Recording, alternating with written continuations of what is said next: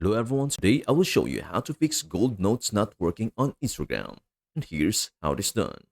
First, ensure your Instagram app is up to date. Go to the App Store if you're using an iOS device. Then tap the update button. Once done, open Instagram to see if this solves the issue. To use gold notes, head to your DM section and use the correct terms, words, and emojis if the problem persists. Let us try another method. Go back to your home screen and open Settings. Scroll down to General, then find iPhone Storage. Locate the Instagram app and select Offload App at the top. This removes the app's cache, freeing up storage while keeping your data. When you reinstall the app, your data will be restored if it is still available in the App Store. After this, restart your device. This should fix the issue. And that is everything you need to know on how to fix gold notes not working on Instagram.